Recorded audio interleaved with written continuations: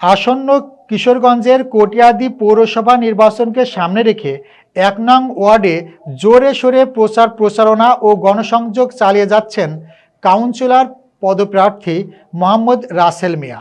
দিনরাত তিনি ওয়ার্ডের বিভিন্ন পাড়া মহল্লায় ভোটারদের দ্বারে দ্বারে গিয়ে দোয়া ও সমর্থন প্রার্থনা করছেন। সিনিয়র স্টাফ রিপোর্টার জজ মিয়া জানান, মোহাম্মদ রাসেল মিয়া এলাকায় একজন সফল ব্যবসায়ী ও নিবেদিত প্রাণ সমাজকর্মী হিসেবে পরিচিত। দীর্ঘদিন ধরে তিনি এলাকার নানা সামাজিক ও মানবিক কর্মকাণ্ডে নিজেকে নিয়োজিত রেখেছেন। সাধারণ মানুষের আপদে বিপদে পাশে থাকায় ১ নং ওয়ার্ডের সাধারণ ভোটারদের মাঝে তার ব্যাপক গ্রহণযোগ্যতা তৈরি হয়েছে। নির্বাচনী প্রচারণার বিষয়ে মোহাম্মদ রাসেল মিয়া সাংবাদিকদের জানান, আমি অত্র এলাকার সন্তান হিসেবে সবসময় মানুষের পাশে থাকতে চাই। ১ নং ওয়ার্ডের অবহেলিত জনপদ ও রাস্তাঘাটের উন্নয়ন সহ নাগরিক সুযোগ সুবিধা নিশ্চিত করাই আমার মূল লক্ষ্য।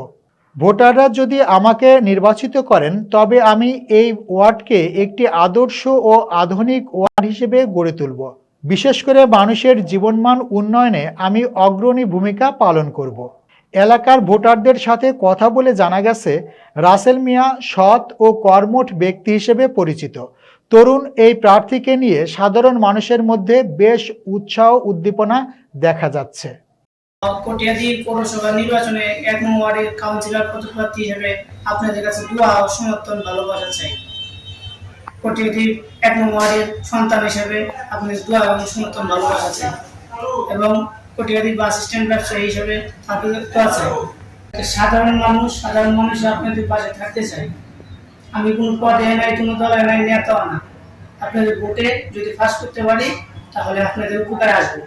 কটিয়াদী বাস স্ট্যান্ডে হইতে বোকপাড়া গ্রাম আমাদের বাড়ি। আপনাদের ছেলে আমি, আপনারা দেখে নেবেন। কটিয়াদী পৌরসভা নির্বাচনে ১ নং ওয়ার্ডে কাউন্সিলর পদপ্রার্থী আপনাদের দোয়া ও সহযোগিতা চাই। আপনাদের ভোটে ১ নং ওয়ার্ডের কাউন্সিলর হতে পারি, আপনাদের সেবা করার সুযোগ পাই।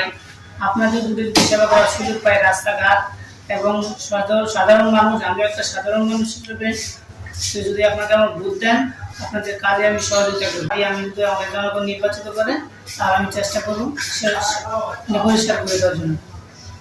শিক্ষার উন্নয়নে যদি আমাকে জনগণ ভোট দিয়ে পাস করায়, আমি যতটুকু পারি আমার যদি আমাকে সবাই সুযোগ দেয়, জনগণ সুযোগ দেয়, আমি চেষ্টা করবো শিক্ষা বাড়ানোর জন্য।